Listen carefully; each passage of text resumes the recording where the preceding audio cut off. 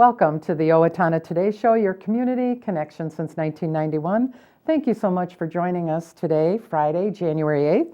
I'm Linda Karnauskas, your host, and we have a great and informative show for you today. We're going to be visiting, first off, with Gina Shepherd, our social worker with the Salvation Army, and she brought her friend along, Karla Tull, and we're going to be talking about Project Community Connect. And later on in the show, we're going to have a replay interview with Dr. Mark Seeley regarding climate and weather. So since it's Friday today, we're going to read our sponsorships of the show to you. The Owatonna Today Show thanks the following supporters of this program.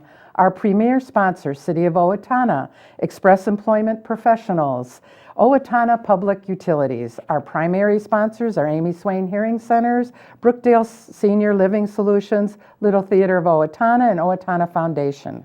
Our interlude sponsors are Abraham Consulting Technologies, Brummer Bank, Brenda Bednar Mortgage Office, Glenn Mager and Michael Mager of Brick Mager Funeral Home and Medford Funeral Home, Carlson Branstead and Company CPAs, ERA Gillespie Real Estate, Fairview Animal Medical Center, Horizon Eye Care, Owatonna Business Incubator, Steele County Historical Society, Steele County Transitional Housing, The Third Hand Video Productions, and TPS Insurance. We hope you will support these Owatonna businesses and they support the Owatonna Today Show. Please say thanks to them when you see them out and about. This show is able to continue because of them. We are always looking for more supporters of the show, and if you are a business and you would like more information about becoming a sponsor of this program, please contact Leanne, our producer, at 390-5751. Please stay tuned. We're going to leave just for a minute to hear from our sponsors, and then we'll be right back with Gina Shepherd and Karla Tull from the Salvation Army. Hi, I'm Jody Voisin with the staff at Fairview Animal Medical Center, your other family doctor. Fairview Animal Medical Center is a proud supporter of the Owatonna Today Show.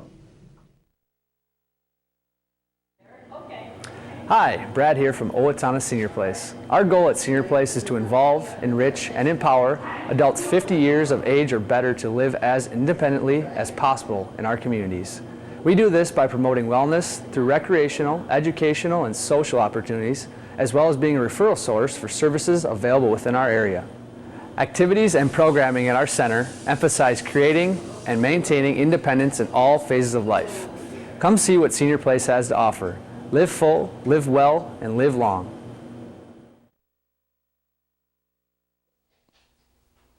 Hello, I'm David Einhaus with the Owatonna Foundation. Thank you to all of our donors who have helped make Owatonna a better place to live. Will you join us today with a financial gift? Owatonna Foundation is a proud sponsor of the Owatonna Today Show. Welcome back to the Owatonna Today Show, your community connection. And joining us now are Gina Shepherd, social worker with the Salvation Army, and Karla Tull. And they're here to talk about Project Community Connect. Welcome, ladies. Thank you. How are you doing? Good. Thanks for having us. Gina, tell us a little bit about yourself. I was born in St. Paul. Actually, I was born in Edina. Every day I need attention. Everybody probably figured that out already. I would like to say I worked for the Salvation Army almost 3 years. I do have a degree in social work and law enforcement. Just so you know, I worked in a jail before I worked here. Oh, okay. Well, welcome. Just a little tidbit. Okay. And Karla Tull, please tell us a little bit about yourself and why you're here. Well, I work for Steele County Employment Services here in Owatonna at the county building.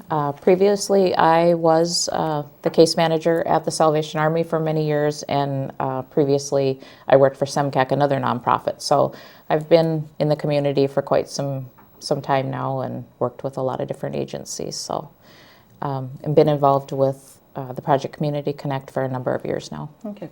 And that's why we're here today. We want to talk about the Project Community Connect. But before we do, I just want to touch base and catch our viewers up on the Red Kettle campaign. Yes. And did you end up getting additional kettle ringers? Or you know what? bell ringers?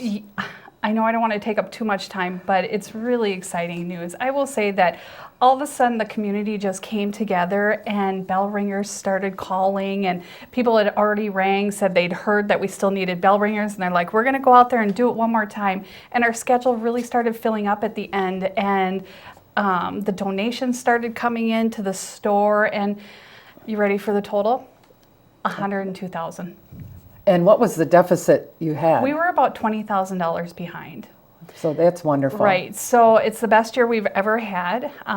Thank you to Federated Foundation. They wrote us a check for $25,000, and that really pulled us out. And the ironic thing is when that showed up, all of a sudden the bell ringers started showing up and the donations started showing up. And so we would really just like to thank everybody in the community for just stepping up. And it was like a whole army. We talk about Salvation Army, but I look at this as a Salvation Army family also. And that everybody just came together and just started marching on and said, let's just do this. Let's pull this together and pull it out of where it was at. And it did. So congratulations Thank to you. everyone involved and to our viewers. Thank you. Well, let's talk about Project Community Connect. How did it come about? Well, we were talking about this, that it started about 8 years ago. Actually, Karla said it started about 10 years ago, but it is something that has to do with connecting with HUD and the homeless population in communities and trying to get resources out to them. Okay. And Karla, what is Project Community Connect?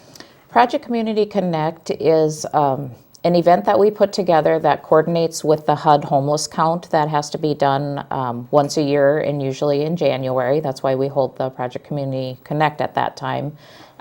We invite all people that are homeless or potentially at risk of being homeless, which can happen pretty quickly if you have a loss of a job or something like that, or really anybody that is looking to need information on what resources we have here in Steele County.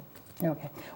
That would be my next question, is what's provided there once somebody steps out and decides to come to Project Community Connect? What's provided there for them? We'll have many different agencies from in Owatonna and outside of Owatonna, agencies that also serve Steele County that maybe don't have an office right here in Steele County. We'll be providing free haircuts for people, a free meal. They'll be given a bag with some goodies, laundry detergent, soap, stuff like that you can't always buy if you're on food support. So we know that's a critical piece too for the population that we're all serving. Okay. How would one know to come? How would they know that this is being, to come? Do you have a pre-list? There's programs like yourself that get out into the community and just let people know that it's going. A lot of us service providers will let our clients also know as they call us or stop in. We have flyers up all over the place. Okay. Is there word of mouth? Yep. Is there a cost involved at all? There is no cost. It is a free event, and we want people to come out and see what Steele County has to offer for people that are in need. Where's it at? It is going to be located at St. Joseph's Parish here in Owatonna, 512 South Elm Avenue. 11 to 2. On January 21st. Thursday, January 21st. And if they would like to contact you,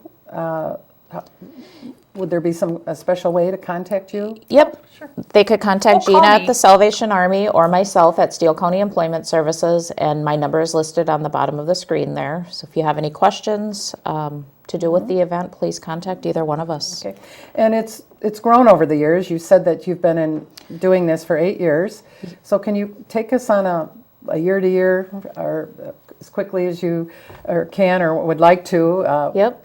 This is the 8th annual, we say, but realistically, I think this is probably the 10th. We really didn't start counting the first couple of years because the first year we did it, we only had, I think, 2 participants that showed up.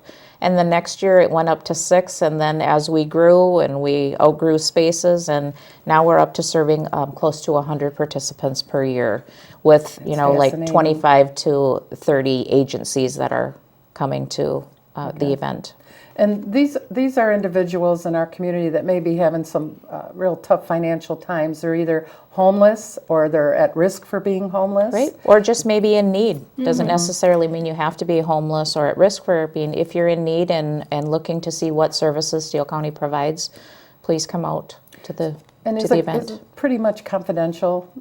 If somebody comes in and they're sharing and they're a little bashful about it, or this is hard for them. It's a very hard thing to admit. So if somebody were to walk in and say, I think I need some of this help, how would you direct them?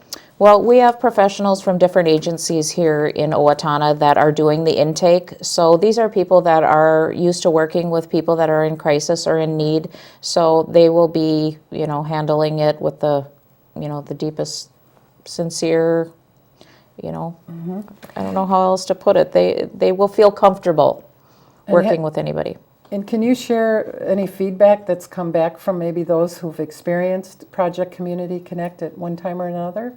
Do they ever get back to you, or?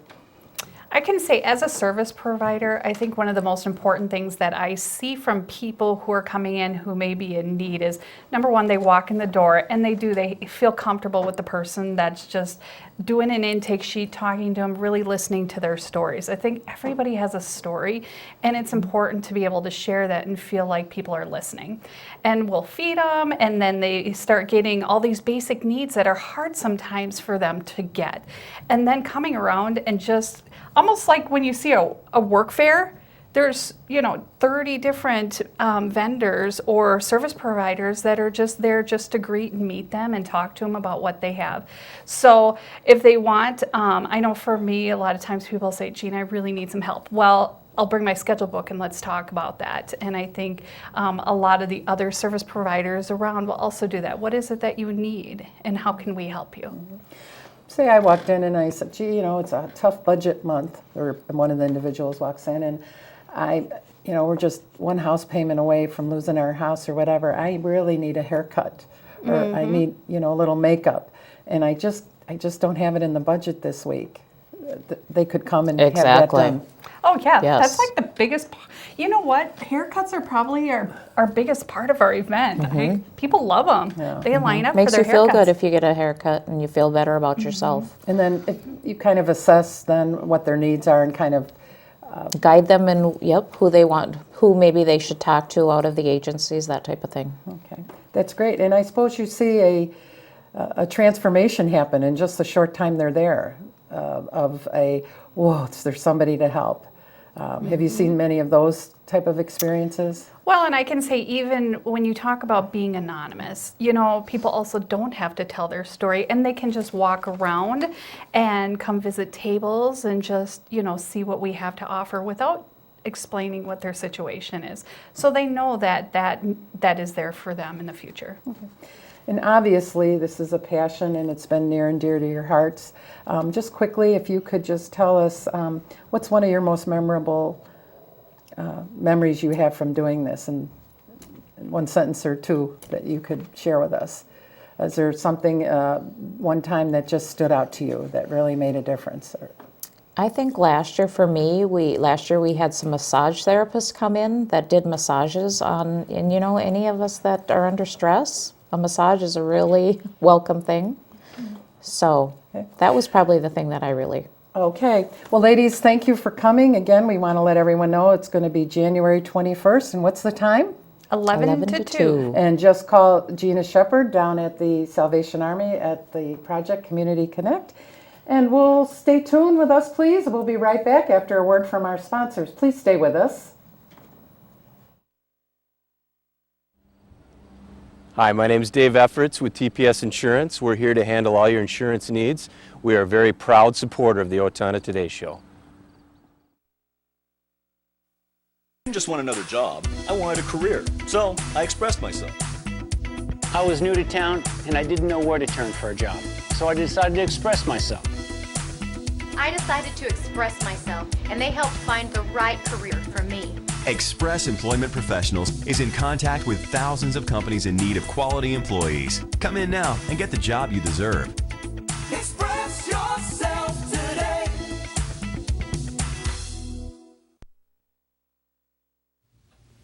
I'm Bill Owens with the Owatonna Business Incubator.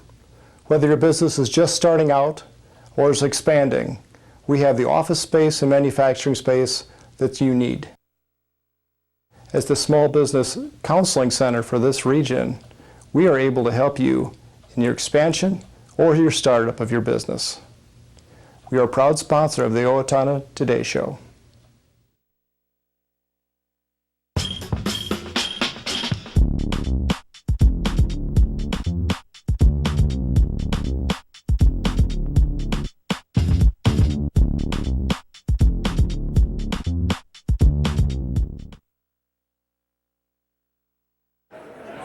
Welcome to the Owatonna Today Show. We are your community connection. I'm your host, Francie Hall, and I have a very distinguished guest standing next to me. You probably will recognize his name. This is Mark Seeley, and you might know him from Morning Edition with Kathy Wurzer and others.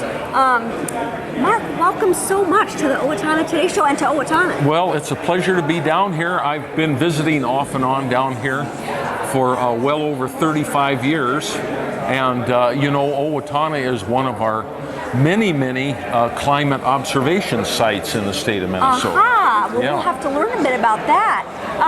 Now, we're here today because you are going to be giving a presentation or speaking at what is called Climate Generation Owatonna. There's a convening going on here talking about climate change, and so that's what you're doing here. Right. And thank you so much for being willing to take time to speak with us and talk to the people here in Owatonna. We appreciate it. So, you're a meteorologist.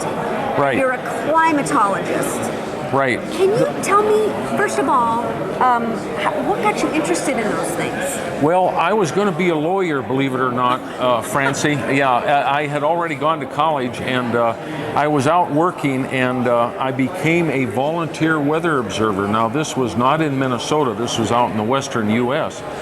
But taking the daily weather observations for the National Weather Service became a real infatuation. And all of a sudden I thought, you know, this stuff's really interesting. And maybe I'm spinning my wheels in the wrong direction, you know what I mean?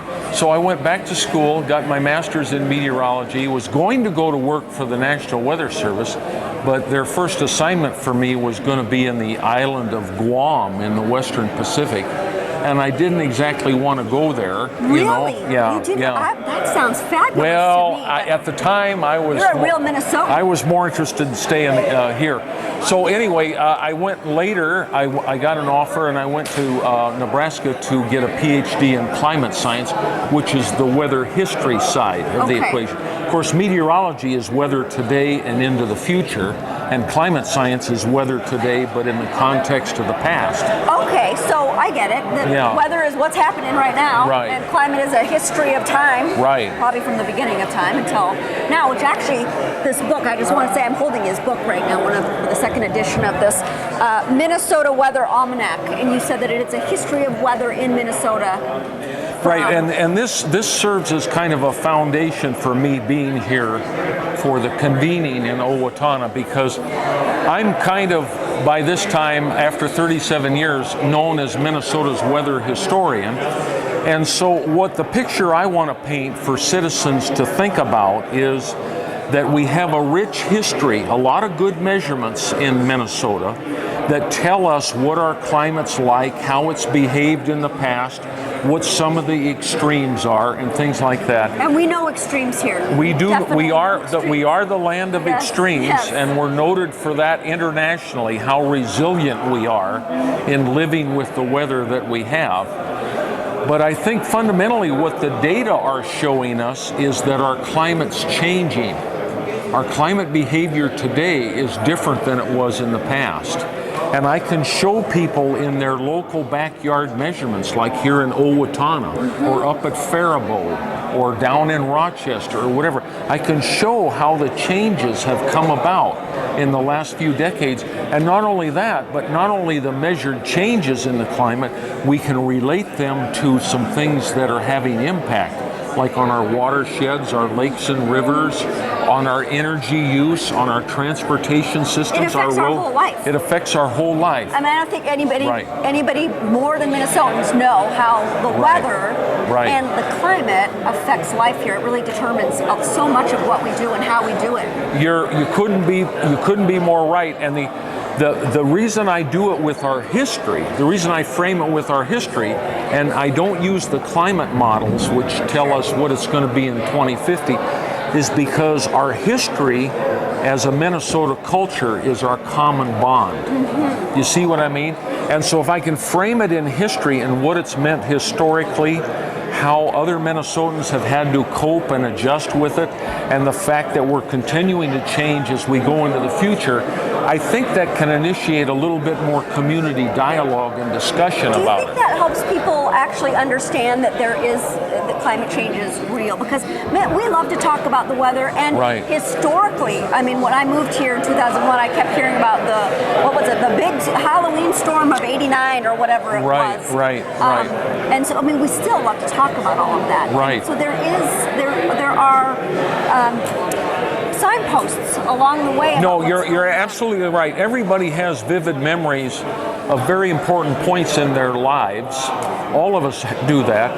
And many of those are bookmarked by what the weather was like, especially if it was extreme, like an extreme winter or an extreme storm, like the 1991 Halloween blizzard you referred to. Oh, it was 91, okay. It was 91.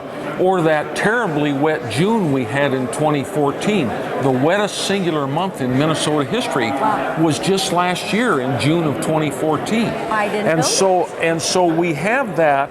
We all have those kinds of memories, and we retain those, but showing people how the measurements are changing, really showing them what our data are telling us, because you see there's a story in the data. So what is the story? So help us understand. Yeah. Well, first of all, I do want to know, how is it that you are involved with climate generation? Real quick. Well, I've been an educator for the University of Minnesota Extension for 37 years, and I've also been a steward or caretaker of the Minnesota State Climate Database. We look after all of the observational measurements, and we ensure that they're of good quality, that they're available to the public, and our state agencies and other people that use them in the right way, and we give recommendations. I've also educated about what we see in the analysis of those data, why it's important to strategically plan, for example, our energy use, or our transportation, our roads and highways, our agriculture, our planting, our agriculture, reaping. Our garden, for crying out loud, what we put in the garden, you know. So I've been educating all along in that, and so climate generation is all about education too. And climate generation is about educating, especially through the greater Minnesota educational systems and the teachers and the community leaders, about how the climate is changing and what impacts it's having. Because this isn't something out in the future. This is already happening. This is already happening now. Let's talk about that. What are you said? There's measurements you can talk about right now. So what is going on right now? What's the most important thing that you think that we need to know about climate change right now? Well, one thing that we've learned and that we've talked about a great deal in recent years is in our Minnesota climate, some of the features that are changing the most are in the winter season, the season of long nights and short days. And we're seeing the most prolific temperature change, for example, in that season. We're seeing a contracting of the snow season, so that the snow cover season is actually getting smaller, fewer days. A lot of the area lakes, including those lakes here in the Owatonna area, we're seeing the duration of ice cover on those lakes contract decade by decade. In other words, it's getting lesser days. And how does that affect us? And so that's affecting us in a variety of ways. Like just on our roads alone, Minnesota Department of Transportation is really struggling to cope with this, as are a lot of the local cities and counties. And that is that we're more frequently seeing freeze-thaw cycles in winter. Which is really hard on our roads. Which is hard on not only our roads, but our parking lots and everything else. Because we get this tremendous expansion contraction that cracks everything, cracks our foundations. And so we're seeing a lot of effort put into trying to gain a better understanding of that, and how can we mitigate that, or can we mitigate that? So that's just one little facet. And that's something we all know about here in right. Minnesota, our roads and our, all the That's surfaces right. that are covered, and how much of a beating they take. Right. So, Mark, I know we don't have a whole lot of time. Right. You said that, I know you're a teacher still. Are you not? Are you still at the U of M? I still am an educator, although most of my teaching is done in Greater Minnesota. I travel about and talk a lot with community groups. And you said that you have this history that you keep, you're the steward of. If people want to learn more about it, is there a website that you can direct us to? Well, yes, two sources that I'll mention tonight.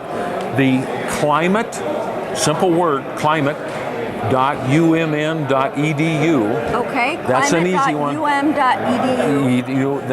That'll take you right to a website that houses the entire state climate database is there. Okay. And you can interact with it. And then the Minnesota Weather Almanac, because this is a documentation of everything significant in the weather and climate arena from 1807 to 2014. Wow. Well, thank you so much for being our climate historian and for being here with us. We appreciate it. Well, it's so a pleasure. Thanks for chatting with me. Thank you for joining us. Please stay with us after a word from our sponsors. Hi, Warren Abraham, Abraham Consulting Technologies, your one-stop technology shop. We support the Owatonna Today Show. Owatonna Public Utilities, real people, real reliable, real progress. Making life a little easier day after day, taking pride in our community, listening to what you say, a voice you can talk to. We're growing with you.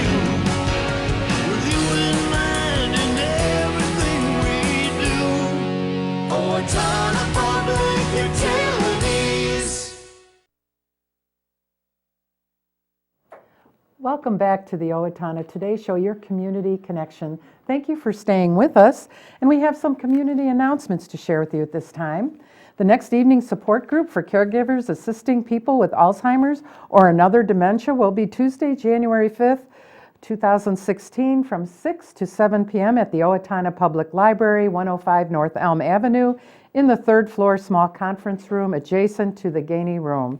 Alzheimer's Association caregiver support groups are designed to provide emotional, educational, social support for caregivers through regularly scheduled meetings. The support group helps participants develop coping methods and encourages caregivers to maintain their personal, physical, and emotional health, as well as optimally care for the person with dementia.